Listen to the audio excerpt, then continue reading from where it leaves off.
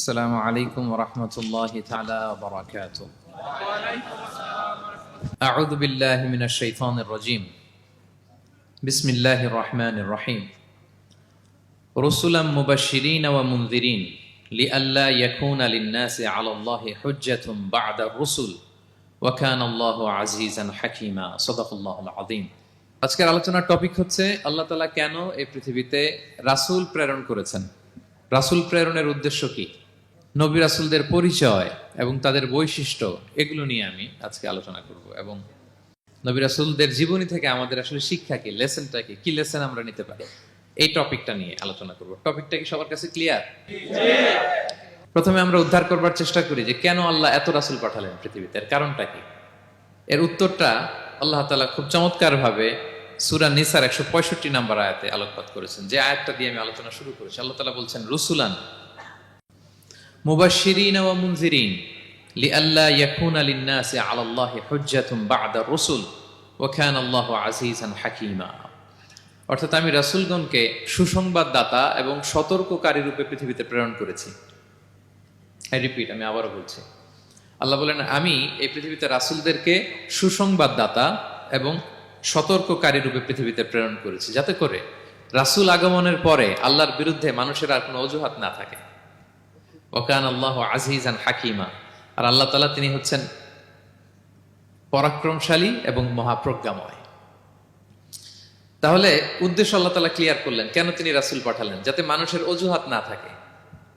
আল্লাহ তাআলা যদি রাসূল পৃথিবীতে বাণীবাহক হিসেবে প্রেরণ না করতেন, মানুষরা বলতো আল্লাহ আখিরাত বলে যে একটা কথা আছে এটা তো আমি বুঝি নাই, আল্লাহ মৃত্যুর পরে যে আবার জীবিত হইতে হবে এটা তো আমি শুনি নাই, আল্লাহ এই পৃথিবীতে আমি কি কি করেছি তার পাই টু পাই তোমার সুপ্রিম কোর্টের কাঠগড়ায় দাঁড়িয়ে যে বিচারের সম্মুখীন হতে হবে কেউ তো আমার কোনোদিন বলে নাই। এজন্য আল্লাহ বলেন আমি পৃথিবীতে রাসূল পাঠিয়েছি যাতে করে মানুষের কোনো এক্সকিউজ না থাকে। আচ্ছা বলেন তো, এখন কি কেউ আল্লাহরে বলতে পারবে আল্লাহ বিচার যে হবে এটা তো আমি জানি না? বলতে পারবে? আল্লাহ আখিরাত বলে যে একটা কথা আছে, পুনরুত্থান, পুনর্জীবিত হইতে হবে, আবার বিচারের সম্মুখীন হইতে হবে, জান্নাত জাহান্নাম আছে, এগুলো তো কোনোদিন আমি শুনি নাই। এই কথা, এই এক্সকিউজ তোলার কোনো সুযোগ কি আর আছে? No excuse will be granted that day, dear brothers and sisters. সেদিন কোনো এক্সকিউজ আল্লাহ তাআলা গ্রহণ করবেন না, কারণ আল্লাহ তাআলা রাসূলদেরকে প্রেরণ করেছেন, তারা আমাদেরকে বিস্তর বর্ণনা করে জানিয়ে গিয়েছে। এবং কেন রাসূলদেরকে প্রেরণ করেছেন আল্লাহ বলেন যে দুইটা প্রাইম রেসপন্সিবিলিটি দিয়ে আমি রাসূলদেরকে প্রেরণ করেছি। এক নাম্বার মুবাশশিরিন, তারা সুসংবাদদাতা। তারা আমাদেরকে জানিয়েছে এই পৃথিবীতে যদি আমরা ভালো কাজ করি, এক আল্লাহর ইবাদত করি, কারো হক নষ্ট না করি, তাহলে আমরা জান্নাতে যেতে পারবো। জান্নাতের সুসংবাদ তারা দেন। They are the bearer of glad tidings, they are the bearer of paradise. তারা জান্নাতের সুসংবাদদাতা। রাসূলদের দুই নাম্বার প্রাইম রেসপন্সিবিলিটি হচ্ছে মুনজিরিন, তারা সতর্ককারী। তারা আমাদেরকে এই মর্মে সতর্ক করেছেন যে এই পৃথিবীতে যদি আল্লাহর ইবাদত না করে শিরক করো, বেদাআত করো, এই পৃথিবীর বুকে যদি ফাসাদ করো, যদি সীমা লঙ্ঘন করো, যদি অন্যের অধিকার নষ্ট করো, তাহলে তোমাদেরকে জাহান্নামের আযাব ভোগ করতে হবে, ঠিক কিনা? তাহলে দুইটা প্রাইম রেসপন্সিবিলিটি। রাসূলরা হচ্ছেন মুবাশশিরিন, সুসংবাদদাতা, জান্নাতের সুসংবাদ দিয়েছেন। তারা ভালো কাজ করলে জান্নাতে যাওয়া যাবে। পাশাপাশি তারা হচ্ছেন সতর্ককারী। কিসের সতর্ককারী? জাহান্নামের ব্যাপারে সতর্ককারী। এই পৃথিবীতে ফাসাদ করলে, আল্লাহ তাআলার অবাধ্য হলে জাহান্নামে যেতে হবে। এবং রাসূল পাঠানোর মধ্য দিয়ে আল্লাহ তাআলা এক্সকিউজ দেওয়ার সুযোগ বন্ধ করে দিয়েছেন। কোনো এক্সকিউজ আর দেয়া চলবে না। তাহলে পৃথিবীতে কেন আল্লাহ তাআলা রাসূল পাঠালেন, এই পয়েন্টটা কি সবার কাছে ক্লিয়ার? আচ্ছা ক্লিয়ার, আমরা সামনের দিকে এগোই। এরপর আল্লাহ তাআলা বলেছেন এই পৃথিবীতে যত জাতি গোষ্ঠী আছে সব জাতির কাছে আমি রাসূল পাঠিয়েছি। ওয়া ইম মিন উম্মাতিন ইল্লা খালা ফিহা নাযীর। যত জাতি, যত নেশন এই পৃথিবীতে এসেছে সব জাতিকে সতর্ক করবার জন্য, ইনস্ট্রাক্ট করবার জন্য, গাইড করবার জন্য আমি রাসূল পাঠিয়েছি। এমন কোন জাতি নাই যে জাতির মধ্যে আল্লাহ রাসূল পাঠায় নাই, সবাই রাসূল পেয়েছেন। এবং মজার ব্যাপার হচ্ছে they are the chosen and selected personality by Allah subhanahu wa ta'ala. রাসূলরা হচ্ছেন আল্লাহ তাআলার পক্ষ থেকে chosen এবং সিলেক্টেড। রাসূলদেরকে সিলেক্ট করেছে কে? আল্লাহ। তিনি বলেন ওয়া ইন্নাহুম ইনদানা লামিনাল মুস্তাফাইনাল আখিয়া। নবীরা হচ্ছে আমার কাছে মনোনীত, আমি তাদেরকে মনোনীত করেছি এবং তারা হচ্ছে সর্বশ্রেষ্ঠ মানুষ। তার মানে এই আয়াত থেকে বোঝা গেল নবীরা সিলেক্টেড, তারা ইলেক্টেড না। ইলেকশন করে নবী হওয়া যায় না, নবী সিলেক্টেড এর মাধ্যমে হইতে হয়, সিলেকশনের মাধ্যমে। আর সিলেক্ট করেন কে? চুজ করেন কে? ইলেকশন করে নবী হওয়া যায়? আমরা পৃথিবীর সবাই মিলে যদি ভোট দেই, যে আল্লাহ আমরা সবাই ভোট দিলাম, এ হচ্ছে রাসূল, তাকে রাসূল হিসেবে আপনি কবুল করেন, হবে ইলেকশনে ভোট দিলে? আমাদের সাথে যদি ম্যানকাইন্ডের সাথে জিন কাইন্ডও যুক্ত হয়, জিনেরাও যদি বলে আল্লাহ আমরাও আছি, আমরাও দিলাম একটা করে ভোট, হবে রাসূল হবে? ফেরেশতারাও যদি যুক্ত হয়, ফেরেশতারাও যদি বলে, মানুষও ভোট দিল, জিনেরাও দিল, ফেরেশতারাও দিল, প্রত্যেকে একটা করেই দিল, ধরেন প্রত্যেকের ভোট গণনা করার পরে দেখা গেল বিশাল ভোট কাউন্ট হয়েছে, এখন তাদের এই ভোটের উপর ভিত্তি করে রাসূল হবে কেউ? হবে? কারণ নবী ইলেকশনে হওয়া যায় না, নবী হয় সিলেকশনে। আর সিলেক্ট করেন কে? আল্লাহু ইয়ালামু হাইসু ইয়াজআলু রিসালাতাহু, কাকে রাসূল বানাবেন, কাকে তিনি নবী হিসেবে অ্যাপয়েন্ট করবেন, এটা তিনিই জানেন। শুধুমাত্র কেবলমাত্র একমাত্র আল্লাহ তাআলা সোললি এটাকে কন্ট্রোল করেন। কেউ চাইলে কারো ভোটে, কারো ইলেকশনে নবী হওয়া যায় না। নবীরা হচ্ছেন সিলেক্টেড, চুজেন পার্সোনালিটি বাই আল্লাহ সুবহানাহু ওয়া তাআলা। তাহলে নবীরা নির্বাচিত নন, ওনারা মনোনীত। নবীরা কি নির্বাচিত? নবীরা মনোনীত। এখন কতজন নবী রাসূল আল্লাহ তাআলা পাঠিয়েছেন? আল্লাহ তাআলা সুস্পষ্ট করে জানাননি কতজন। কিছু কিছু হাদিস থেকে পাওয়া যায় লক্ষাধিক রাসূল, নবী এবং রাসূল আল্লাহ তাআলা পৃথিবীতে পাঠিয়েছেন। কিন্তু কোরআন আল কারিমে এই লক্ষাধিক নবী রাসূলের সবার কথা আল্লাহ তাআলা আমাদেরকে শোনাননি। আল্লাহ তাআলা মাত্র 25 জন রাসূলের কথা আমাদেরকে শুনিয়েছেন। কতজন? 25 জনের কথা আল্লাহ তাআলা শুধু আমাদেরকে বলেছেন, বাকিদের কথা বলেন নাই। কতটুকু আমাদের বলা দরকার এটা আমাদের চেয়ে ভালো জানেন কে? আল্লাহ ভালো জানেন। আল্লাহ তাআলা ভালো জানেন কতটুকু আমাদেরকে জানাতে হবে। যত রাসূল তিনি পাঠিয়েছেন, যত নবী পাঠিয়েছেন, সবার কথা যদি আল্লাহ কোরআনে বলতেন, তাহলে কোরআন কি মাত্র 611 পৃষ্ঠার একটা বই হতো? 10 খণ্ড, 15 খণ্ড, 20 খণ্ড। তখন আমরা হাফেজ হতে পারতাম? হ্যাঁ, আমরা হাফেজ তরিকুল ইসলাম পাইতাম তখন? হ্যাঁ, তাকরিম পাইতাম? তখন তো হাফেজ হওয়া যেত না। এটা যদি 15 খণ্ড, 20 খণ্ডের বিশাল ভলিউম হয়, হাফেজ হওয়া যেত না। এজন্য আল্লাহ তাআলা সব নবীদের কথা আমাদেরকে শোনায় নাই, মাত্র 25 জন নবীর কথা কোরআনে আল্লাহ শুনিয়েছেন। কতজন? আল্লাহ বলেন রুসুলান কদ কসাসনাহুম আলাইকা মিন ক্বাবলু ওয়া রুসুলান লাম নাকসুসহুম আলাইক। নবী হে, অনেক রাসূলের কথা আপনাকে শুনিয়েছি, আবার অনেক রাসূলের কথা আমি শোনাই নাই। যাদের কথা শোনানোর প্রয়োজন মনে করেছি তাদের কথাই আমি শুনিয়েছি। তাহলে আমরা বুঝলাম কোরআনে বর্ণিত হয়েছে কয়জন নবী রাসূলের নাম? সবাই বলবেন আওয়াজ করে, কয়জন? 25 জন। এবং এই 25 জন নবীর মধ্য থেকে 6 জনের নামে আল্লাহ 6টা সূরা ডেডিকেট করেছেন কোরআনে, 6টা সূরা উৎসর্গ করেছেন। সূরা ইউনুস, সূরা ইউসুফ, সূরা ইব্রাহিম, সূরা মুহাম্মদ, সূরা নূহ, সূরা হুদ। 6 জন নবী। কয়জন নবী? 6 নবীর নামে আল্লাহ তাআলা 6টা সূরা ডেডিকেট করেছেন। এবং এই যত নবী আল্লাহ তাআলা পাঠিয়েছেন, সব নবীর উপর ঈমান আনা আবশ্যক। হ্যাঁ, it's compulsory to believe in every messenger sent by Allah subhanahu wa ta'ala to validate our faith. আমাদের ঈমানটাকে প্রিজার্ভ করার জন্য সব নবীর উপর আমাদের ঈমান আনতে হবে, সব নবী। আমরা যে ঈমান আনি, ঈমানে মুফাসসাল, যেখানে 7টা বিষয়ের উপর বিস্তারিত ঈমানের যে ঘোষণা আমরা দেই, আমরা তো বলি যে ঈমানে একটা মুজমাল আর একটা কি মুফাসসাল। ঈমানে মুফাসসালে 7টা বিষয়ের প্রতি ঈমান আনতে হয়। আমানতু বিল্লাহি ওয়া মালাইকাতিহি ওয়া কুতুবিহি, তারপরে ওয়া রুসুলিহি, পাইছেন? ওয়াল ইয়াউমিল আখিরি ওয়া বিল কদরি খাইরিহি ওয়া শাররিহি মিনাল্লাহি তাআলা ওয়াল বা'সি বা'দাল মাউত। এই 7টা বিষয়ের উপর বিস্তর ঈমান আমাদেরকে আনতে হয়। এই 7টার মধ্যে রাসূলদের ব্যাপার আছে না নাই? রাসূলদের উপর ঈমান আনতে হবে। যদি না আনি তাহলে আরকানুল ঈমান পূর্ণ হলো না, আমার ঈমান পরিপূর্ণ হবে না। তাহলে রাসূলদের উপর পূর্ণাঙ্গ ঈমান আনা এটা আবশ্যক। এবং এই সকল নবী এবং রাসূলদের একটাই ধর্ম ছিল। ধর্মটার নাম কি? সবাই বলুন, কি নাম? সবার একটাই ধর্ম, সব নবীর একটাই ধর্ম। কারণ আল্লাহর কাছে মনোনীত ধর্ম কয়টা? একটা। ইন্নাদ দীনা ইনদাল্লাহিল ইসলাম, আল্লাহর কাছে মনোনীত একটাই ধর্ম, সেটা হচ্ছে ইসলাম। এই যে ইহুদি বলে, নাসারা বলে, এগুলো ধর্ম না, এগুলো বংশ, গোষ্ঠী, জাতির নাম অনুসারে নামকরণ করা হয়েছে। যেমন নাসারা এসেছে, ঈসা আলাইহিস সালামের মা মারিয়াম ফিলিস্তিনের নাসিরিয়া শহরে জন্মগ্রহণ করেছেন। নাসিরিয়া, ওইখান থেকে আসছে নাসারা।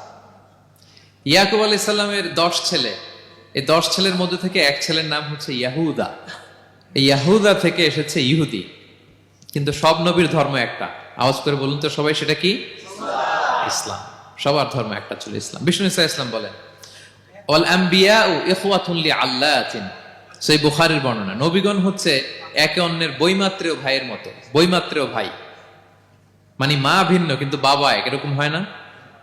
ধরেন আমার বাবা যদি একাধিক বিয়ে করে, তো প্রত্যেক স্ত্রী গর্ভে যদি সন্তান আসে, তো আমরা সবাই তো ভাই, কি বলেন? কিন্তু মা ভিন্ন। মা কি?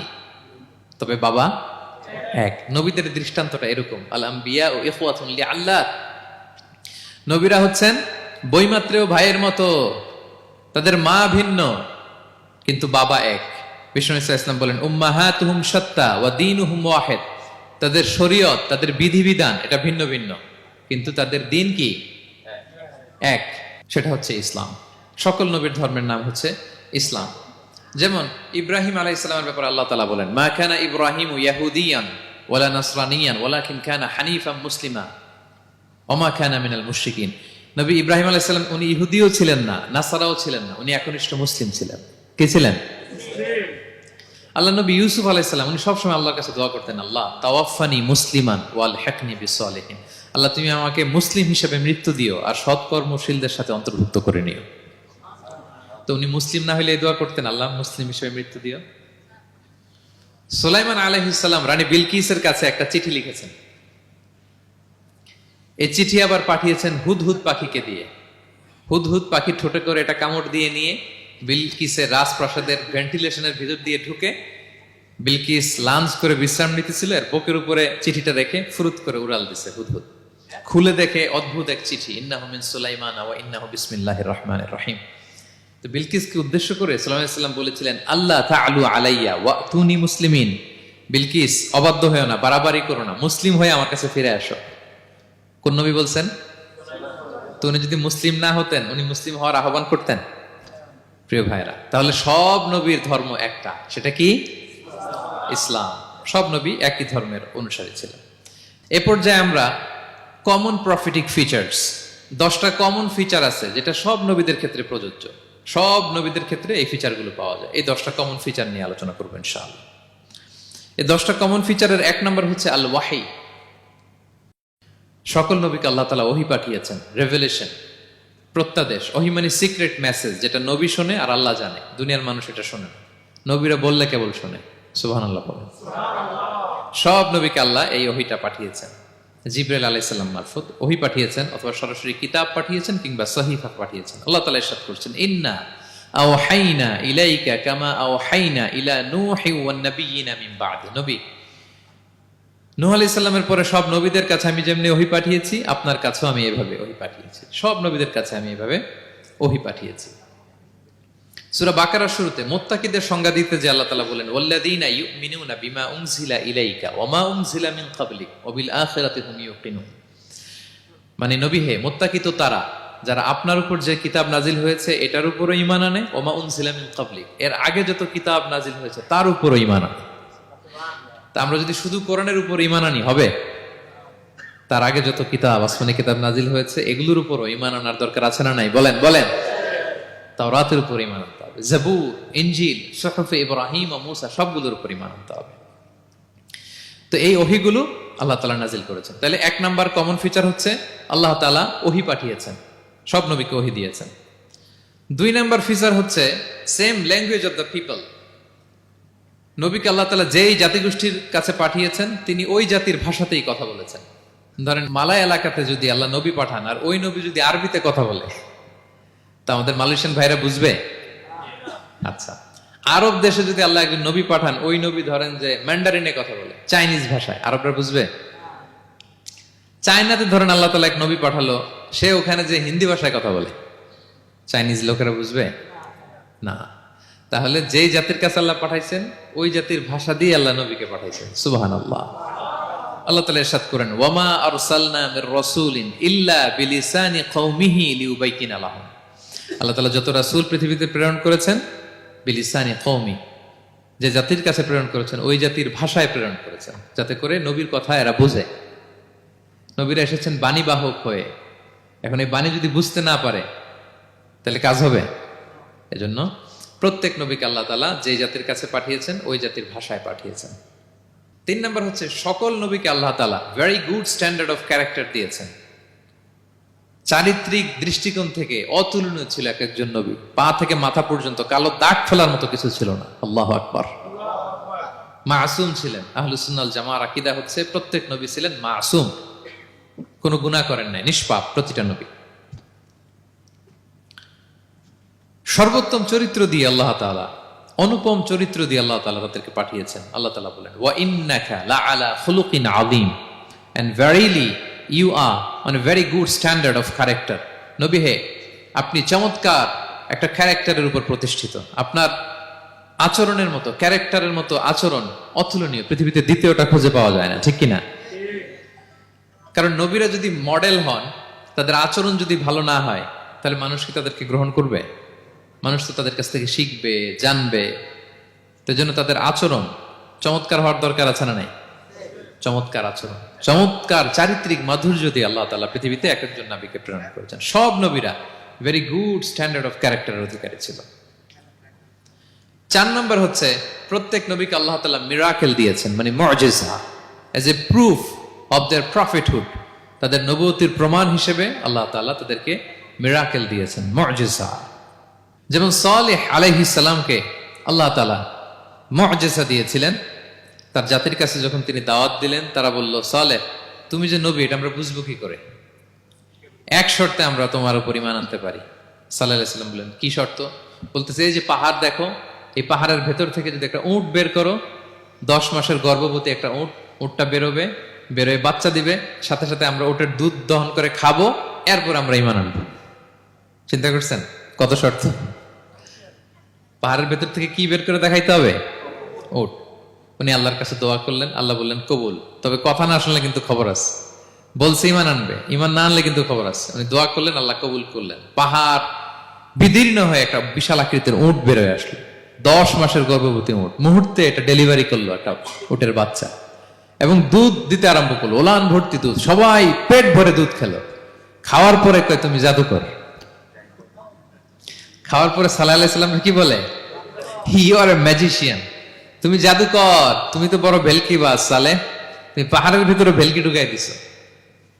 আল্লাহ তাআলা তাদেরকে একটা সাউন্ড গ্রেনেড, প্রচন্ড শব্দ তরঙ্গ দিয়ে ধ্বংস করে দিলেন। কানের পর্দা ফেটে সবগুলো লাশ হয়ে জমিনে পড়ে রইল।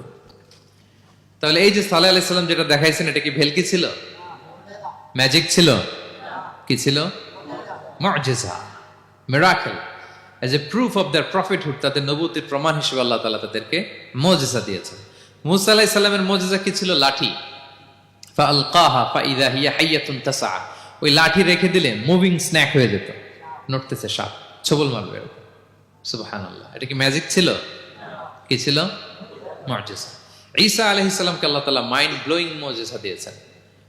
অন্ধ ব্যক্তির চোখে হাত বুলিয়ে দিলেই দৃষ্টিশক্তি ফিরে পেত। ধবল রোগী, কুষ্ঠ রোগীর গায়ে টাচ করে দিলে স্কিন পরিষ্কার হয়ে যেত। মৃত ব্যক্তিকে দাঁড়াতে বললে মুহূর্তে দাঁড়িয়ে যেত। কুম বিইযনিল্লাহ, আল্লাহর আদেশে দাঁড়াও বললে লাশ জীবিত হয়ে দাঁড়িয়ে যেত।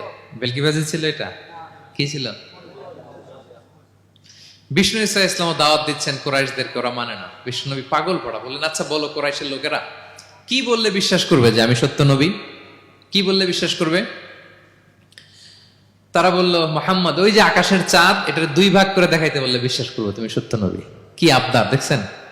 হ্যাঁ, নবীদেরকে পেয়ে মামুর বাড়ির আবদার নিয়ে আসছিল এক এক জাতিগোষ্ঠী।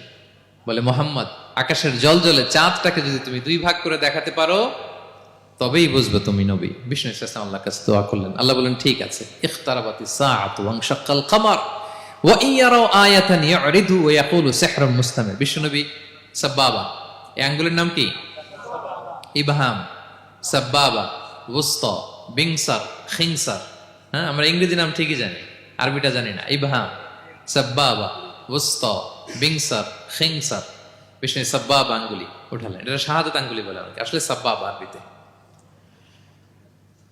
তো বিশ্বনবী এভাবে আল্লাহর নাম নিয়ে চাঁদের দিকে ইঙ্গিত করলেন, মুহূর্তে আকাশের জ্যোৎস্না বিলানো চাঁদটা 2 ভাগ হয়ে গেল। কুরাইশরা দেখে তো অবাক। বিষ্ণু বললেন, এবার কথা অনুযায়ী ঈমান আনো। বলে, Muhammad, you are a magician. Muhammad, তুমি বড্ড বড় জাদুকর, তুমি চাঁদের মধ্যে জাদু লাগাই ফেলছো। নাউযুবিল্লাহি মিন যালিক। তাহলে আল্লাহ তাআলা age a proof of their prophethood, তাদের নবুয়তের প্রমাণ হিসেবে প্রত্যেক নবীকে কি দিয়েছেন? মুআজিজা দিয়েছেন, সব নবীকে দিয়েছেন। 5 নাম্বার, সকল নবীর দাওয়াতি মিশন এক ছিল, একই মিশন নিয়ে নবীরা পৃথিবীতে এসেছেন। সেটা কি?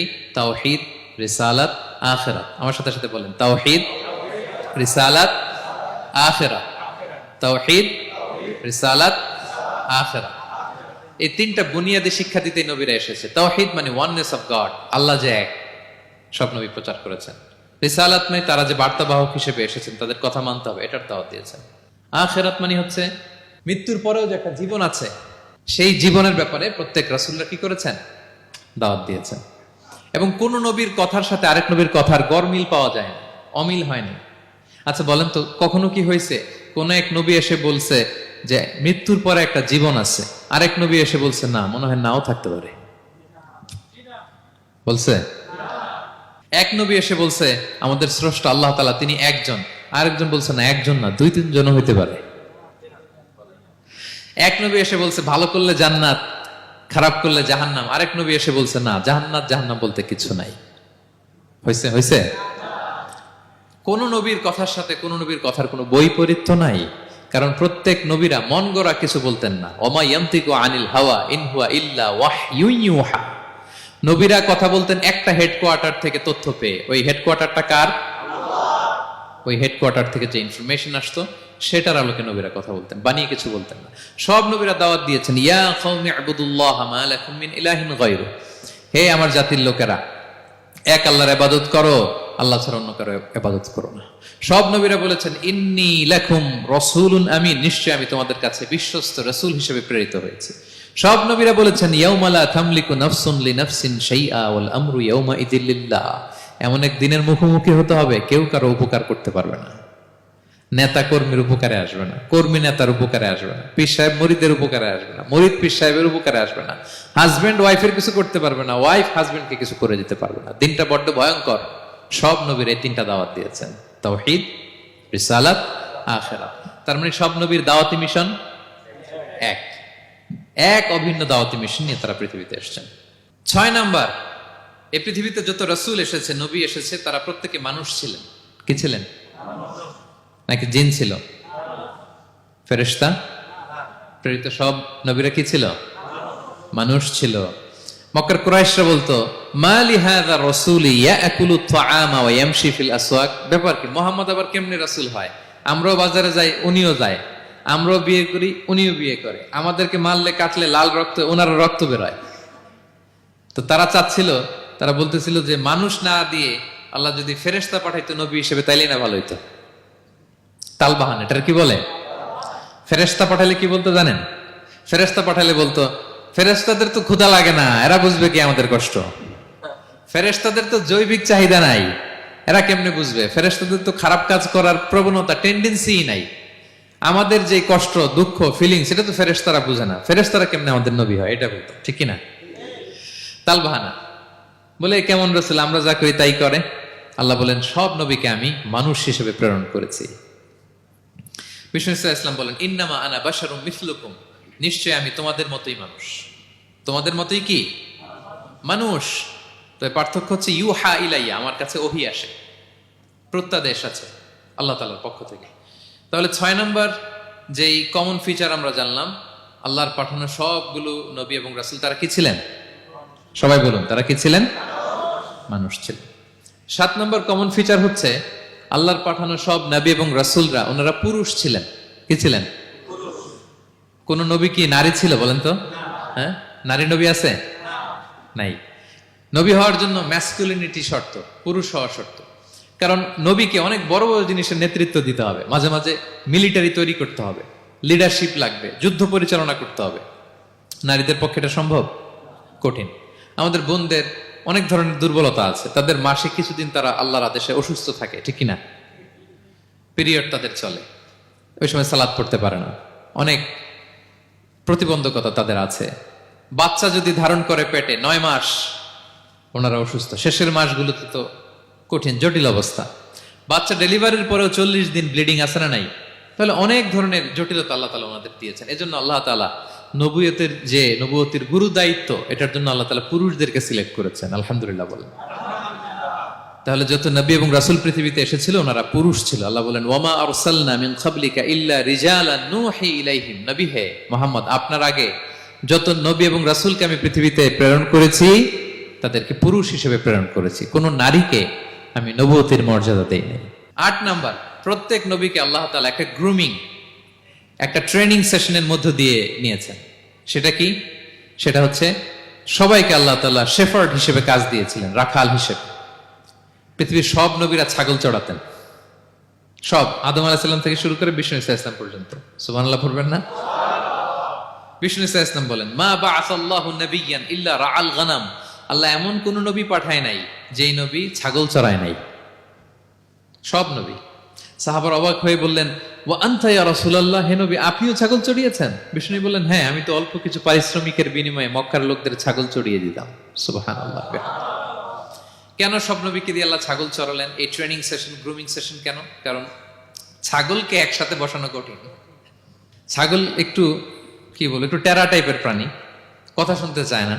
ধরেন যে সারা সপ্তাহ আপনি খুব ব্যস্ত, একদিন সুযোগ পাইছেন সপ্তাহে যে আজকে আমি ফ্রি আছি, যাই পুকুরে যাই, আমিও গোসল করি, ছাগলটারও গোসল করাই। এটা ধরে যদি এখন পুকুরের দিকে টান দেন, কি করবে? পা দুইটা এমন শক্ত করে মাটিতে ধরে রাখবে, আপনি যত টানবেন ওর ঘাড়ের চামড়া ছিঁড়ে যাচ্ছে, তারপরেও আসে না। এরপর ছাগলগুলোর একসাথে রাখা কঠিন, একটা নেচে ওদিকে যায়, আরেকটা লাফ দেয় এদিকে, আরেকটা ওইদিকে। এদেরকে যদি কেউ একত্রিত করতে পারে তাহলে এই জাতিকে, মানব জাতিকে একত্রিত করা তার জন্য একেবারে সহজ, পানি ভাত, ঠিক কিনা? এজন্য আল্লাহ এই মানব গোষ্ঠীর উপর লিডারশিপ কায়েমের আগে ছাগল চড়িয়েছেন। এবং যারা মরুভূমিতে ছাগল চড়ায়, যে শেফার্ড গুলো, যেই রাখালগুলো, তাদের অনেক শক্তিশালী হইতে হয়। গায়ে শক্তি না থাকলে ছাগল চড়ানো যায় না, কিন্তু লাঠি নিয়ে হই হই করে পিছনে দৌড়াইতে হয়, নেকড়ের ছোবল থেকে ছাগলগুলোকে রক্ষা করতে হয়, বাঘ নেকড়ে এগুলো থেকে বাঁচাইতে হয়। তার মানে এটা করার মধ্য দিয়ে এই জাতিকে কিভাবে জাহান্নামের আগুন থেকে বাঁচাবে নবীদের ওই ট্রেনিং হয়ে যায়। সুবহানাল্লাহ। ছাগল এদিক ওদিক দৌড়াতে থাকে, এদেরকে যেমনি একত্রিত করতে হবে, নবীদের কাজও হচ্ছে মানব গোষ্ঠীকে ইউনাইটেড করা, একত্রিত করা। এজন্য আল্লাহ তাআলা মা বাআসাল্লাহু নাবিয়্যান ইল্লা রাআল গানাম, এই পৃথিবীতে এমন কোন নবী পাঠান নাই যেই নবীকে দিয়ে আল্লাহ তাআলা ছাগল চড়ান নাই। সব নবীর মধ্যে এটা কমন। 8 নম্বর পয়েন্ট। 9 নম্বর পয়েন্ট হচ্ছে enmity from their own people. যত নবী দাওয়াত নিয়ে আসছে তারা চ্যালেঞ্জের মুখোমুখি হয়েছেন, শত্রুতার মুখোমুখি হয়েছেন। কেউ ওনাদের জন্য রেড কার্পেট রিসেপশন দেয় নাই। নবীদের পথ ছিল বড় পিচ্ছিল, এটা কুসুমাস্তীর্ণ ছিল না, কণ্টকাকীর্ণ। কেউই সহজে মেনে নেয় নাই। দাওয়াত দিছে তো রিজেক্ট, সবাই প্রত্যাখ্যান করেছে, সবাই প্রত্যাখ্যান করেছে। এটা কমন ছিল, প্রত্যেক নবীকে এটা মুখোমুখি হতে হয়েছে। Mockery, vulgarism, operation, mental torture, physical torture and what not, সব ধরনের। ইভেন অনেক নবীকে হত্যা করা হয়েছে দিনের দাওয়াতের কারণে। বনি ইসরায়েলের লোকেরা তাদের নিজেদের 70,000 নবীকে নিজেরা হত্যা করেছে। এমনকি আমার নবী বিশ্বনবী মুহাম্মদুর রাসূলুল্লাহ সাল্লাল্লাহু আলাইহি ওয়াসাল্লামকে হত্যার ষড়যন্ত্র করা হয়েছিল। আল্লাহ তাআলা দয়া করে বিশ্বনবীকে হিজরতের ব্যবস্থা করে দিয়ে প্রাণে বাঁচিয়েছেন, মক্কা থেকে মদিনাতে পাঠিয়ে দিয়েছেন। তাহলে এই পথ বড় কঠিন ছিল, নবীদের পথ, সব নবীর জন্য, এক্সেপ্ট সুলাইমান এবং দাউদ আলাইহিস সালাম, তাদের কথা ভিন্ন। এছাড়া সব নবীরা এই সংগ্রাম, এই বিরোধিতা, এই শত্রুতা, এই জেলাসি, এগুলোর মুখোমুখি হয়েছে পৃথিবীর সকল নবীরা, সকল নবীরা। বিষ্ণু ইসা ইসলাম ঘুমাতে পারে নাই একটা রাত শান্তিতে। বিষ্ণুর বায়োগ্রাফি যদি আপনি পড়েন, জীবনে যদি পড়ে দেখেন, প্রত্যেকটা নবীর জীবনে এই কষ্টকর মুহূর্তগুলো ছিল। শত্রুতা সব নবীকে পোহাতে হয়েছে। বিষ্ণু ইসা ইসলামের কাছে যখন প্রথম নাজিল হলো ইকরা বিসমি রাব্বিকাল্লাযী খালাক, সূরা আলাকের প্রথম কয়টা আয়াত? 5 আয়াত নিয়ে কোরআনের ভারে নতুন রেভেলেশন পেয়ে বিষ্ণুনবী কাঁপতে আরম্ভ করলেন। কাঁপতে কাঁপতে জ্বর এসে গেল বিষ্ণুনবীর গায়ে, নিচে নেমে আসলেন। খাদিজা রাদিয়াল্লাহু তাআলা আনহাকে বললেন, জাম্মিলুনি জাম্মিলুনি, আমাকে কম্বল চাপা দাও, আমার খুব শীত লাগছে, আমার জ্বর এসে গিয়েছে। কাঁপতে লাগলেন বিষ্ণু ইসলাম। খাদিজা রাদিয়াল্লাহু তাআলা আনহার এক চাচাতো ভাই ওয়ারাকা ইবনে নাওফল ছিল ইনজিল কিতাবের পণ্ডিত খাদিজা রাদিয়াল্লাহু তাআলা আনহা বিষ্ণুকে নিয়ে চাচাতো ভাইয়ের কাছে গেলেন, যে বলেন, ভাই ওরাকা দেখেন তো মোহাম্মদ কি বলে, সে কি দেখছে, কি নিয়ে আসছে, কাঁপতেছে আর বলতেছে আমি মরে যাব, আমাকে কম্বল চাপা দাও। ওরাকা বললেন, মোহাম্মদ কে এসেছিল বলতো? বিষ্ণু জিবরাইল ইসলামের বর্ণনা দিলেন। কি বলেছে বলতো? 5 আয়াতের বর্ণনা বিষ্ণু ইসলাম দিলেন। তখন বিষ্ণু ইসলামের কথা শুনে ওরাকা বলল, তোমার কাছে যে এসেছে ওহুয়ান নামুস, মানে জিবরিল, সে সব নবীদের কাছে এসেছে। মোহাম্মদ তুমি নবী হবা, তুমি কি হবা? তুমি নবী হবা, আখিরি নবী হবা তুমি। যে তোমার কাছে এসেছে সে সব নবীদের কাছে ওহী নিয়ে এসেছিল। আর জেনে রাখো মোহাম্মদ, তোমার এলাকার লোকেরা একদিন তোমাকে এলাকা থেকে বের করে দিবে। ভবিষ্যৎবাণী করতেছিলেন। বিশ্বনবী বললেন, আওয়া মুখরিজিয়াহুম, আমার ভাই বেরাদার, আমার জ্ঞাতি গোষ্ঠীর লোকেরা আমার এলাকা ছাড়া করবে? ওরাকা বললেন, হ্যাঁ। লাম ইয়াতি রাজুলুন কত্তু বিমিসলি মা জিতা বিহি ইল্লা উদিয়া, তোমার মতো এরকম রিসালাতের দায়িত্ব নিয়ে যারাই কোনো জাতির কাছে এসেছে তাদের সাথে এরকম শত্রুতা করা হয়েছে। বিষ্ণু ইসলাম সেদিনের কথা শুনে, ওরাকার কথা শুনে অবাক হয়েছিলেন। তাহলে সব নবীদের ক্ষেত্রে 9 নম্বর কমন বৈশিষ্ট্য হচ্ছে তাদেরকে বাধার সম্মুখীন হতে হয়েছে। এখনো যারা নবীদের পথে চলবে বা চলে, তাদের জীবনে বাধা বিপত্তি আছে না নাই? হ্যাঁ, তারা জেনে বুঝেই এই পথে এসেছে, তারা হিসাব মিলিয়েই এই পথে নেমেছে। এজন্য বাধা বিপত্তি চ্যালেঞ্জ কোন মুমিনকে তার রাস্তা থেকে সরাতে পারে না, ঠিক কিনা বলেন? এক চুলো নড়াতে পারে না। এটা নবীদের পথ, এটা নবীওয়ালা কাজ। এখানে জুলুম থাকবে, এখানে বাধা বিপত্তি থাকবে, এখানে চ্যালেঞ্জ থাকবে। এই পথটা সোজা, সিরাতুল মুস্তাকিম। যদি শেষ মাথায় যাওয়া যায়, ডাইরেক্ট জান্নাতুল ফিরদাউস। আলহামদুলিল্লাহ। তাহলে সব নবীরা বাধার সম্মুখীন হয়েছেন। 9টা কমন ফিচার গেল। 10 নম্বর, দ্য লাস্ট কমন ফিচার, পৃথিবীর সব নবীরা ইন্তেকাল করেছেন, আর কোন নবী আসবেন? আসবে? পৃথিবীর সব নবীরা মারা গিয়েছেন, কিন্তু আলামুল বারজাখে, বারজাখের জগতে নবীরা জীবিত। আই রিপিট, আমি আবারও বলি, প্রত্যেক নবী তার কবরে জীবিত। আলামুল বারজাখে। আমরা এই দুনিয়াতে আসার আগে যেই জগতে ছিলাম, ওই জগৎটার নাম হচ্ছে আলামুল আরওয়াহ, মানে রুহের জগৎ। সেখান থেকে আমরা এই জগতে এসেছি, এটার নাম আলামুদ দুনিয়া, দুনিয়ার জগৎ। আবার মৃত্যুর পরে যে নতুন এক্সটেশনে আমরা যাব, সেটার নাম হচ্ছে আলামে বারজাখ, বারজাখের জগৎ। নবীরা ওই বারজাখের জগতে জীবিত। বিষ্ণু ইসলাম সুনানে আবু দাউদের হাদিসে বলেন যে, ইন্নাল্লাহ হাররামা আলাল আরদি আন তাকুলা আজসাদাল আম্বিয়া, আল্লাহ তাআলা এই জমিনকে, নবীদের দেহকে কনজিউম করাকে হারাম করে দিয়েছেন। মানে জমিনের জন্য নবীদের লাশকে পচিয়ে ফেলা, খেয়ে ফেলা হারাম। যত নবী যেখানে ইন্তেকাল করেছেন, তাদের পবিত্র দেহ মোবারক এখনো আগের মতো একেবারে, যখন মৃত্যুবরণ করেছিলেন তখন লাশটা যেমন তাজা ছিল, এখনো প্রত্যেকে তার কবরে এরকম তাজা লাশ নিয়ে শুয়ে আছে। প্রত্যেক নবী কবরে জীবিত। বিষ্ণু ইসলাম ওনার কবরে জীবিত। তবে এটা বারজাকি জগতে। এই দুনিয়া তিনি যেভাবে জীবিত ছিলেন ওইভাবে না, বারজাকি জগতে জীবিত। আমরা যখন প্যারা নবীর উপর সালাম পৌঁছাই, দুরুদ পড়ি, প্রত্যেক ফেরেশতা, একটা ফেরেশতা আছে এই দুরুদগুলোকে নিয়ে বিষ্ণুনবীর কাছে পৌঁছায়।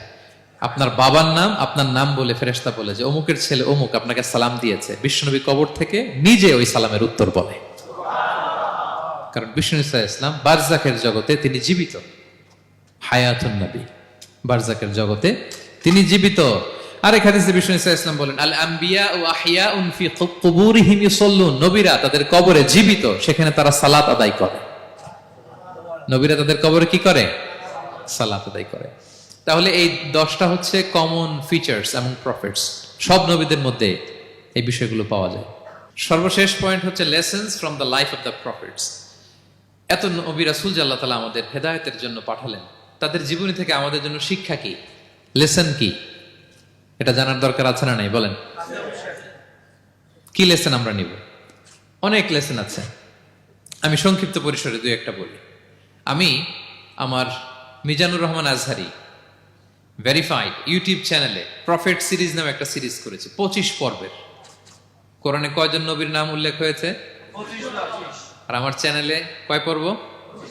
তার মানে 25 জন নবীর ব্যাপারে আমি ওয়েল ডকুমেন্টেড ম্যানারে একাডেমিকলি আলোচনা করেছি। আপনারা শুনবেন, আপনাদের জন্যই করেছি, শুনবেন আপনারা।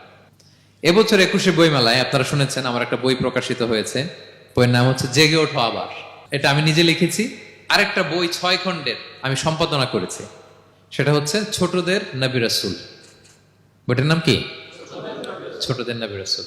সত্যায়ন প্রকাশন থেকে 6 পর্বের খুব চমৎকার গ্রাফিক্যাল ইউজার ইন্টারফেস দিয়ে আপনার সোনামণিরা, বাচ্চারা তারা জেনে যাবে যে তাদের আসল আইকন কারা, তাদের আসল সুপার হিরো কারা, তাদের অনুসরণীয় অনুকরণীয় ব্যক্তিত্ব হবে কারা।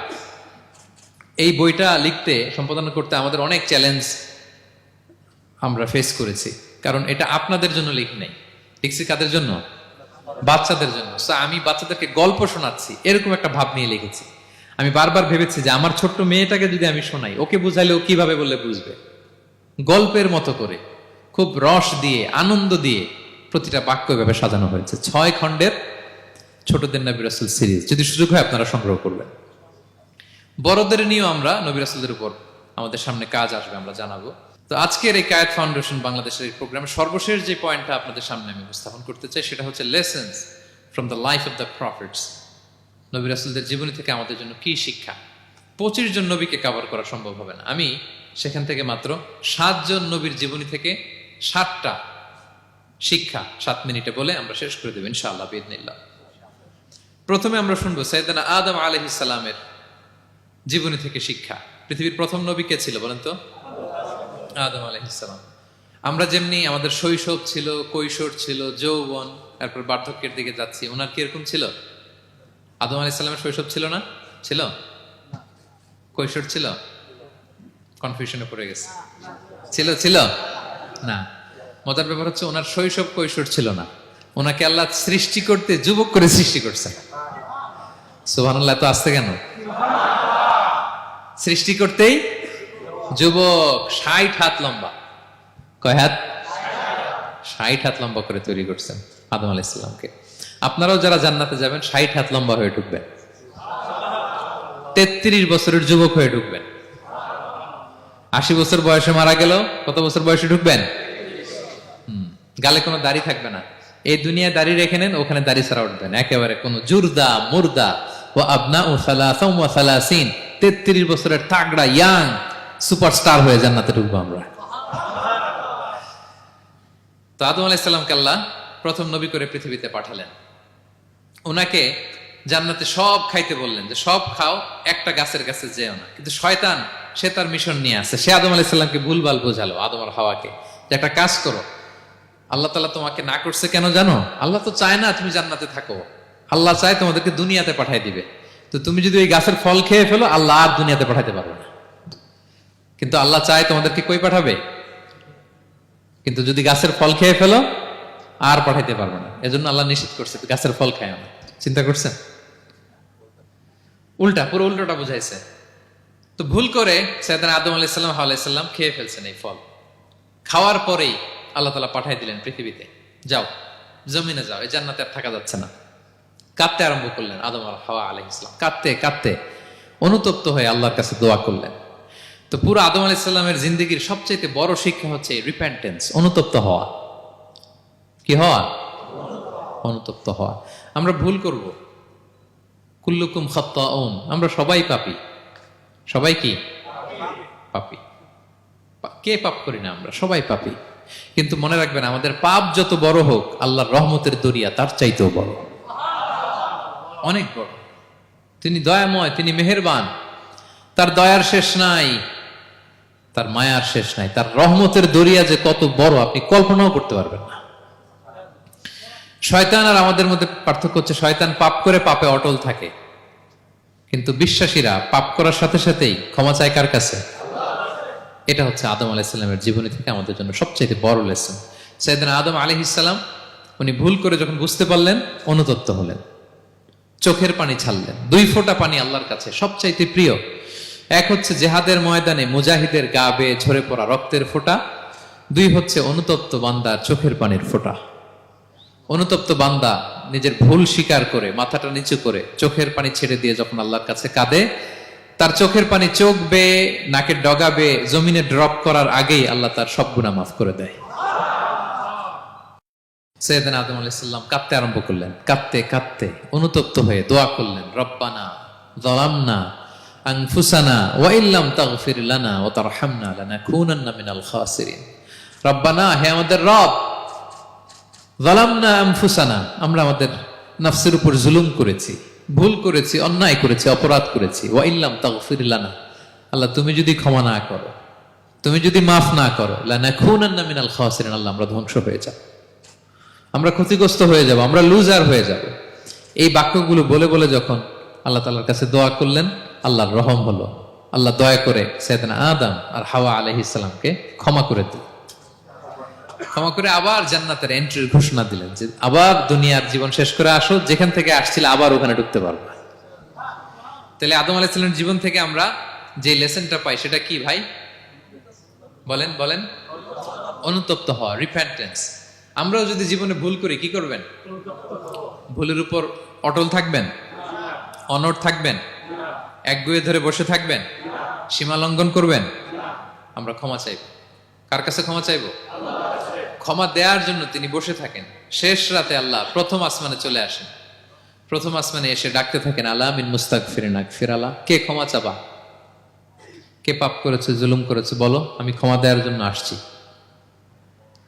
আলা মিন মুস্তারজিকিন আরযুক আলা, কার রিজিকের দরকার, কার চাকরি নাই, কার ব্যবসা মন্দা, আমার কাছে চাও, আমি আল্লাহ বাড়িয়ে দেব। কার কি লাগবে বল, আমি দেব। আল্লাহ তাআলা দেওয়ার জন্য আসছে, আমি নেয়ার জন্য উঠতে পারি না। আমরা যেন আল্লাহ তাআলার কাছে চাই বেশি বেশি, এবং ভুল করলে যেন আমরা অনুতপ্ত হই। ভুল করলে আমরা কি হব? সাইয়েদনা আদম আলাইহিস সালামের জীবন থেকে আমরা এটা শিখলাম। 2 নম্বরে সাইয়েদনা নূহ আলাইহিস সালামের লাইফ থেকে আমরা কি শিখি? ওনার লাইফ থেকে আমরা শিখি হচ্ছে কনসিস্টেন্সি, মানে লেগে থাকা। ভালো কাজের জন্য কি করা? লেগে থাকা। উনি 950 বছর দাওয়াত দিয়েছিলেন ওনার জাতিকে। কয় বছর বলেন তো? 950 বছরের দাওয়াতি কার্যক্রমের ফলে উনি ফলোয়ার জোটাইতে পারছেন কয়জন জানেন? 80 জন। কয়জন? এরাই আমাদের পূর্বপুরুষ। আমরা পৃথিবীর সবাই কিন্তু এদেরই নাতিপুতি। এই 80 জনকে নিয়ে উনি নৌকার উপর উঠছিলেন, কিস্তির উপর, আর বাকিটা তো মহাপ্লাবন দিয়ে আল্লাহ ধ্বংস করে দিয়েছেন। ওই 80 জন আবার জমিনে এসে জমিন আবাদ করা শুরু হলো, ওখান থেকে পৃথিবীর সকল মানুষ। সুবহানাল্লাহ। উনি বলেন, ক্বালা রাব্বি ইন্নী দাআউতু কওমি লাইলান ওয়া নাহারা, আল্লাহ আমি দিন রাত এক করে আমার জাতি গোষ্ঠীকে দাওয়াত দিয়েছি। ফালাম ইয়াজিদহুম দুআই ইল্লা ফিরারা, কিন্তু আমারে দেখলে লোকগুলো ভেগে ভেগে যায়। আর কি করে? আমার কথা যেন শুনতে না হয়, এরা কানে আঙ্গুল দিয়ে রাখে আর মুখে কাপড় পেঁচিয়ে রাখে। নূহ আলাইহিস সালাম তারপরও থামতেন না, কন্টিনিউয়াস দাওয়াতি কাজ। লোকজন নূহ আলাইহিস সালামকে পিটিয়ে আধামরা করে কাঁথা দিয়ে পেঁচিয়ে পাহাড়ে রেখে আসতেন। ওইখান থেকে এসে নূহ আলাইহিস সালাম আবার দাওয়াত দিতে শুরু করতেন। What a consistency! কিভাবে লেগেছিলেন! 950 বছর তিনি দাওয়াত দিয়েছেন, মাত্র 80 জন ফলোয়ার হয়েছিল। তাহলে আমরা অল্প দাওয়াতি কাজ করেই আমরা হতাশ হয়ে যাই। হায় রে, আমার কথা শুনলো না, হায় রে আমার কথা পৌঁছাইলো না, হায় রে আমার কাছে এসে কেউ মুসলিম হইল না, হায় রে আমার কথা। অস্থির। আপনার কাজ হচ্ছে পৌঁছে দেওয়া, আপনার কাজ হচ্ছে কোরআনের কথা মানুষকে বলা। এটা দিয়ে কতটুকু কি হবে এটার ফয়সালা কার?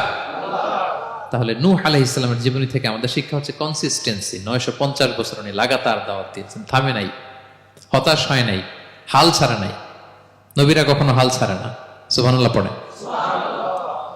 3 নাম্বার, ইব্রাহিম আলাইহিস সালামের জীবনী থেকে আমাদের জন্য শিক্ষা হচ্ছে ওবিডিয়েন্স, আনুগত্য। কি করে আল্লাহ তাআলার কাছে আনুগত্য করতে হয়। আল্লাহু আকবার। আমি মনে হয় 1 ঘন্টার উপরে আলোচনা করেছি আমার প্রফেট সিরিজ ইব্রাহিম আলাইহিস সালামের জীবনী নিয়ে। ওনার পুরো জীবনটা, আল্লাহ কোনো কিছু বলতে দেরি, আল্লাহর আদেশের সামনে মাথা পেতে দিতে ইব্রাহিম আলাইহিস সালামের দেরি হয়নি। আল্লাহ বলছেন আসলিম, ওয়া ইয ক্বালা রাব্বুহু আসলিম ক্বালা আসলামতু লিরাব্বিল আলামিন। এই ইব্রাহিম সারেন্ডার, কই সারেন্ডার। সুবহানাল্লাহ।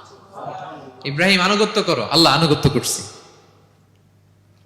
ওনার সন্তান হয় না 86 বছর বয়সে একটা সন্তান দিলেন আল্লাহ তাআলা। আমাদের এখানে কার বয়স কত? সর্বোচ্চ বয়স কত আছি আমরা? এদিকে 60 বছরের উপর তো কেউ নাই, ঠিক কিনা? 86 বছর বয়সে আল্লাহ সন্তান দিয়েছেন ইসমাঈল আলাইহিস সালাম। কত বছর বয়সে? সন্তানটা আদরের নাকি? হ্যাঁ, আদরের না? শেষ কালে একটা সন্তান পেলেন 86 বছর বয়সে। ইব্রাহিম আর হাজেরার ঘরকে উজাড় করে ফুটফুটে এক সন্তান ইসমাঈল আলাইহিস সালাম আসলেন। ভালোবাসা, আদর যেন ঠিকরে পড়ে, এত গদগদ ভালোবাসা। এবার বললেন যাও হাজেরা আর দুধের সন্তান ইসমাইলকে মরুভূমিতে ফেলে দিয়ে আস। বলতে দেরি, রেখে আসতে দেরি নেই। এটাই হচ্ছে ইব্রাহিম আলাইহিসসালামের আনুগত্য। দুধুমরু প্রান্তরে হাজেরা আর ইসমাইল আলাইহিসসালামকে রেখে আসলেন, চলে আসলেন। বুকটা ফেটে চৌচির, 86 বছর বয়স একটা দুধ সন্তান পেলাম, দুধের বাচ্চা আমার স্ত্রী সহ মরুভূমিতে রেখে আসলাম। রেখে আবার থাকাও যাবে না, যাও তুমি ফিলিস্তিনে, এরা থাকবে মক্কায় মরুভূমির মাঝখানে।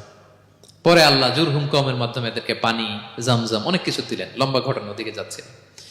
এরপর হৃদয় যখন ফেটে চৌচির হয়ে যায়, তখন আল্লাহ তাআলা বলেন ঠিক আছে যাও, যা একটু ছেলেরা দেখে আসো। এবার যে দেখে ছেলেরা আরো মায়া লাগে, কারণ একটু বড় হয়েছে তো, এবার দৌড়াইতে পারে, হাঁটতে পারে। সুবহানাল্লাহ বলেন। এবার যখন দৌড়াইতে পারে, হাঁটতে পারে, আব্বু আব্বু বলে ডাকতে পারে, মায়াটা যখন একটু গাঢ় হয়েছে, আল্লাহ বলে এবার ছেলেরা জবাই কর। দেখছেন কি পরীক্ষা? 86 বছর বয়সে সন্তান পেল, রেখে আসলো মরুভূমিতে, একটু বড় হইল, দেখা করতে গেল, এবার বলে জবাই করো। জবাই করো বলতে দেরি, ছুরি চালাতে দেরি হয়নি। কুরবানির ইতিহাস লম্বা ইতিহাস, দিকে যাব। এরপরে আল্লাহ কবুল করলেন। এরপরে বললেন বাপ বেটা মিলে মরুভূমির মধ্যে ঘেমে ঘেমে একটা ঘর বানাও। এরপরে ঘোষণা দাও মানুষকে, যেটা আমার ঘর। বাপ বেটা মিলে কষ্ট করে একটা ঘর বানালেন। এবার বললেন আজান দাও, ঘোষণা দাও, সবাই যেন এখানে আসে। আল্লাহ কারে ঘোষণা দিব? কেউ তো নাই। বলতেছে তুমি ঘোষণা দাও, এই ঘোষণার শব্দ পৃথিবীর সব মানুষের কর্ণকুহরে আমি আল্লাহ নিজ দায়িত্বে পৌঁছে দেব। আমরা যারা রুহের জগতেও তখনও ছিলাম, যারা লাব্বাইক বলতে পেরেছি, তাদের ঠিকই নসিবে ওই কাবা ঘর জিয়ারতের নসিব হয়ে যাবে। উনি ঘোষণা দিলেন, দেখেন কেউ নাই, ধুধুমরু প্রান্তর। আজকের মক্কাকে কল্পনা করেন তো কি অবস্থা। এই রমজানের লাস্ট 10 days অফ রমাদান আপনি জায়গা পাবেন? হজের চেয়েও বেশি মানুষ।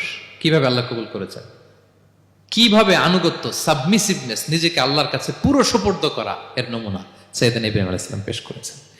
তাহলে সংক্ষিপ্ত কথা হচ্ছে, আল্লাহ নবী ইব্রাহিম আলাইহিস সালামের জীবনী থেকে আমাদের জন্য শিক্ষা হচ্ছে অবিডিয়েন্স, আনুগত্য। কিভাবে আল্লাহর আদেশের সামনে মাথা পেতে দিতে হয়। পারা যাবে তো? হ্যাঁ, ওই ইব্রাহিম আলাইহিস সালামের রক্ত আমাদের দেহে বহমান। আমরাও নবী ইব্রাহিমের উত্তরসূরি। নবী ইব্রাহিমের আলাইহিস সালামের মতো আমরাও ইসলামের জন্য জীবন বিলিয়ে দেওয়ার দরকার আছে না নাই? বলেন বলেন। শক্ত পদে আমাদেরকেও এরকম স্যাক্রিফাইসের মেন্টালিটি অর্জন করতে হবে। অবিডিয়েন্স, আনুগত্যের শিক্ষা আমরা নবী ইব্রাহিম আলাইহিস সালামের কাছ থেকে পাই। 4 নম্বর, ইয়াকুব আলাইহিস সালাম, ওনার জীবনী থেকে শিক্ষা হচ্ছে পেশেন্স, ধৈর্য। আমাদের অনেকের ধৈর্য নাই, আমরা অস্থির, অল্পতে ধৈর্য হারাই ফেলি। ধৈর্য এমন একটা গাছ, এই গাছের সারা গায়ে অনেক কাঁটা, কিন্তু এই গাছের ফল বড্ড মিষ্টি। ধৈর্য এমন একটা গাছ, গাছের সারা গায়ে কি, কিন্তু ফলটা। ইয়াকুব আলাইহিস সালামের কলিজার টুকরা ইউসুফ আলাইহিস সালামকে ভাইয়েরা মেরে আহত করে কুয়ায় ফেলে দিছে। কুয়া থেকে নিয়ে মিশরে বিক্রি করে দিস। এখন এতিম হয়ে আরেক জায়গায় থাকে, বাবার কলিজা ফেটে যায়, ছিঁড়ে যায়, কিন্তু কাউরে বিচার দেয় না, কাউরে কিছু বলে না। উনি বলে ইন্নামা আশকু বাসি ওয়া হুজনি ইলাল্লাহ, আমার দুঃখ কষ্ট মনের জ্বালার যন্ত্রণা আমি একজনের বলি, তিনি কে? আল্লাহ।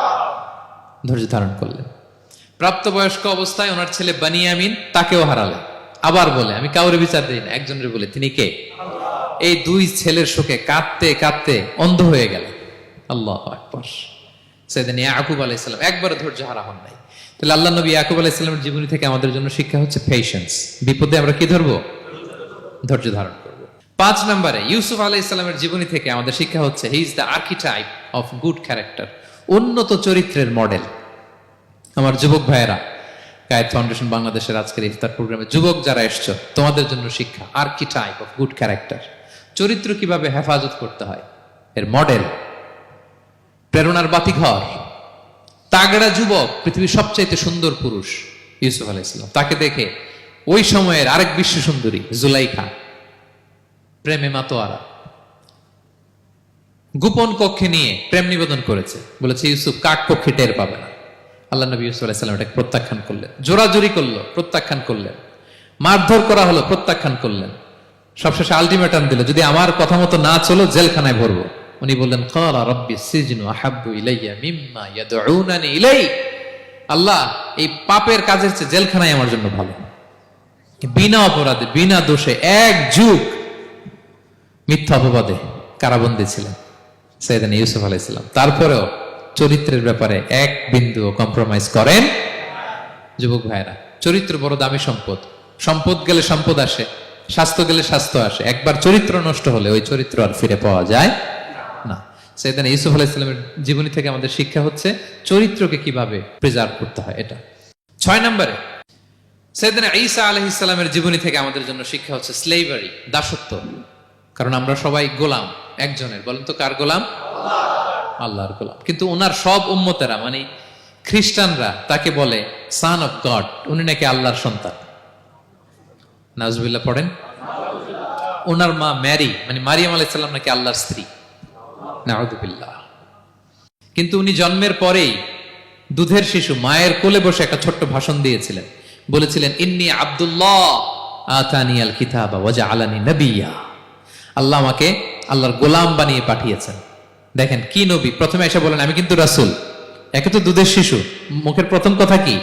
ইন্নী আব্দুল্লাহ, আমি আল্লাহর গোলাম। যাতে করে পুরো খ্রিস্ট সমাজের বিরুদ্ধে দলিল হয়ে থাকে যে তোমাদের নবী পৃথিবীতে এসে তার মুখ নিঃসৃত প্রথম শব্দটাই ছিল আমি আল্লাহর দাস, আমি আল্লাহর গোলাম। এবং উনাকে ওনার মাকে আল্লাহ স্পেশাল ইন্টারোগেট করবেন কিয়ামতের দিন। ঈসা, মারিয়াম, তোমরা কি বলে আসছিলা যে তুমি আমার বউ আর তুমি আমার সন্তান? ওনারা কাচুমাচু করে থার করে কাঁপবে আল্লাহর সামনে, কারণ এটা শিরকের প্রশ্ন। তারা বলবে আল্লাহ আমরা যদি বলতাম আপনি তো জানতেন, আপনি যা শিখিয়েছেন আমরা তাই বলেছি। আল্লাহ জানেন যে উল্টাপাল্টা কিছু বলে নাই, তারপরেও কোটি কোটি মানুষের সামনে এত বিশাল জনগোষ্ঠী কেন এই নবীকে আল্লাহর সন্তান বললো? আল্লাহ তাআলা ঈসা আলাইহিস সালামকেও ছাড়বেন না, জিজ্ঞেস করবেন। তিনি বলবেন আল্লাহ আমি যে তোমার গোলাম এটার দাওয়াত দিয়েছি, আর আজীবন গোলামের মতোই ছিলাম। ঈসা আলাইহিস সালাম কৃষকের সাথে, মজুরের সাথে, কুলির সাথে, ধোপাতের সাথে বন্ধুত্ব করেছিলেন। সমাজের নিচু শ্রেণীর লোকেরা ছিল তার ফলোয়ার। আল্লাহু আকবার।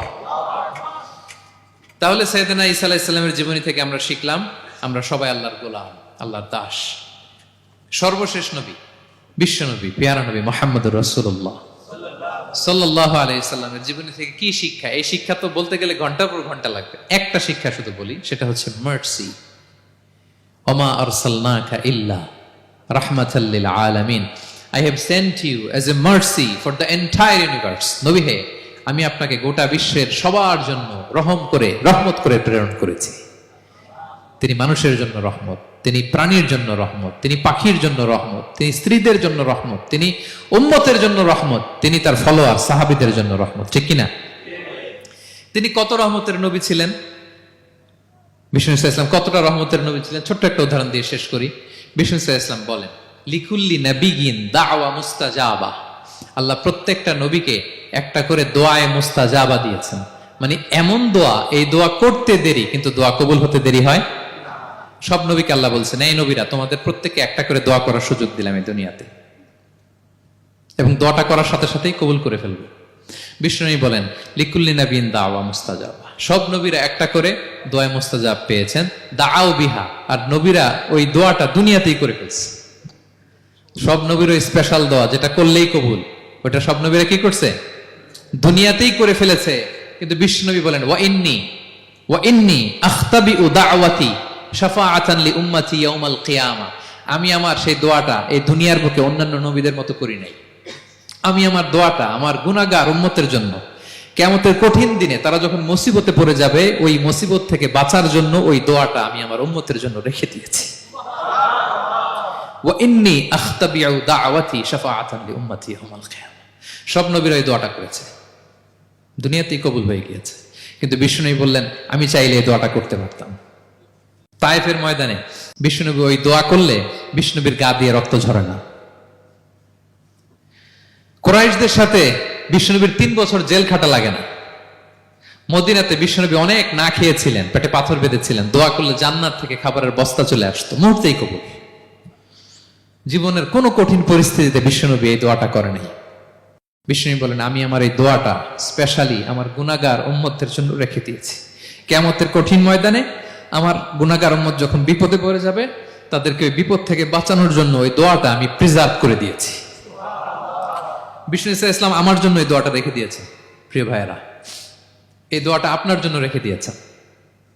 বিষ্ণুনবী দোয়াটা আমাদের জন্য রেখে দিয়েছেন। চাইলে এই দুনিয়াতে এই দোয়াটা করতে পারতেন, করেন নাই।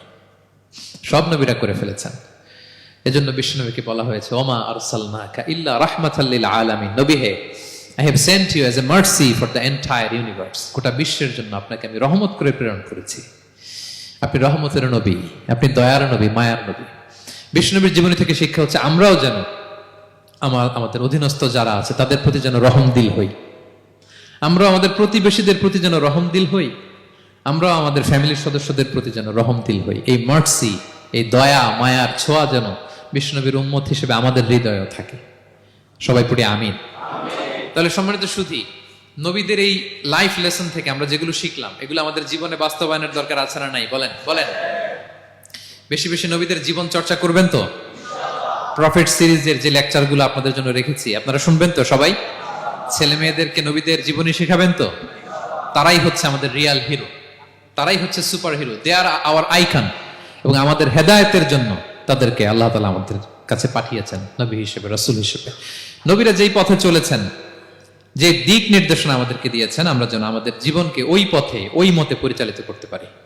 আল্লাহ তাআলা আমাদের সবাইকে কথাগুলো বোঝার ও আমল করার তৌফিক দান করুন। হাযা মা ইনদি ওয়াল ইলমু ইনদাল্লাহ আলাইহি তাওয়াক্কালতু ওয়া ইলাইহি উনীব। ওয়াসসালামু আলাইকুম ওয়া রাহমাতুল্লাহি তাআলা ওয়া বারাকাতুহু।